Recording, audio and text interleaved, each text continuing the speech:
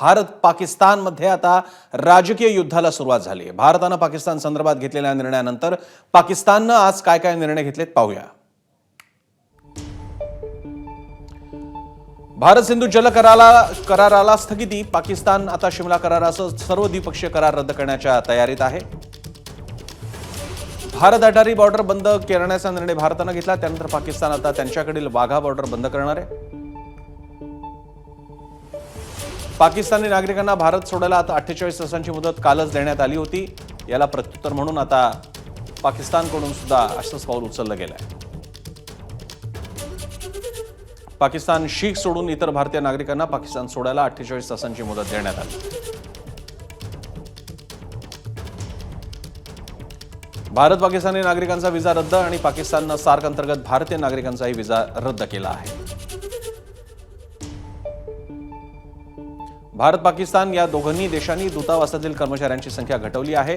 भारताने हे पाऊल उचलल्यानंतर आता पाकिस्तानकडून सुद्धा भारतीय दूतावासातील कर्मचाऱ्यांची संख्या घटवण्यात आली आहे।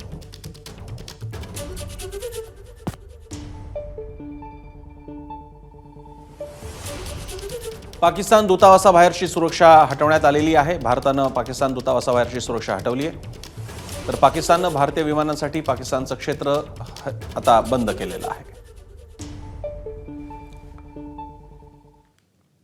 भारताने घेतलेल्या या निर्णयाचे कोणते परिणाम होऊ शकतात पाहूया ग्राफिक्सद्वारे। पाकची 90% शेती करारातील 5 नद्यांच्या पाण्यावर आहे, जो सिंधू पाणी वाटप करार होता। 23% अर्थव्यवस्था शेतीवर अवलंबून आहे, ज्या शेतीचं पाणी पुन्हा या वाटपावर अवलंबून आहे।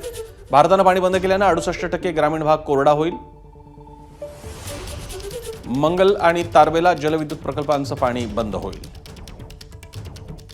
पाणी न मिळाल्यानं 45% वीज उत्पादनही पाकिस्तानमधलं बंद होईल। अटारी वाघा बॉर्डर बंद झाल्यामुळे व्यापाराचा एकमेव जमिनी मार्ग भारतासोबतचा बंद होईल।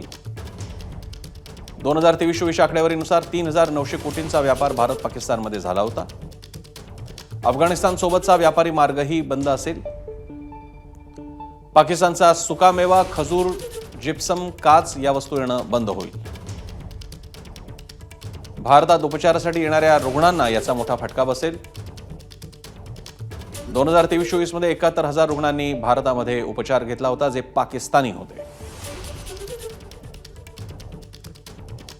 सार्क अंतर्गत व्हिसा सवलत रद्द झालेली आहे। पत्रकार, व्यापार, खेळाडू अशा 24 वर्गातील लोकांचं येणं जाणं भारत पाकिस्तानमधलं बंद होईल।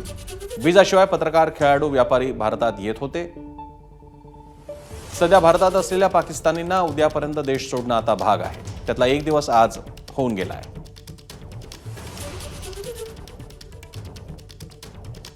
पाक लष्कराच्या तिन्ही दलातील अधिकारी, उच्चायुक्तालयातील लष्करी सल्लागार हटवण्यात आलेले आहेत। भारतातील त्यांचं पर्सोना नॉन ग्राटा हे पद रद्द करण्यात आलेलं आहे। भारतही पाकमधील लष्करी सल्लागार माघारी बोलावणार आहे। सल्लागार पद रद्द केल्यानं एकमेकांच्या लष्करी हालचाली आता कळणार नाहीत। एबीपी माझा, उघडा डोळे बघा नीट।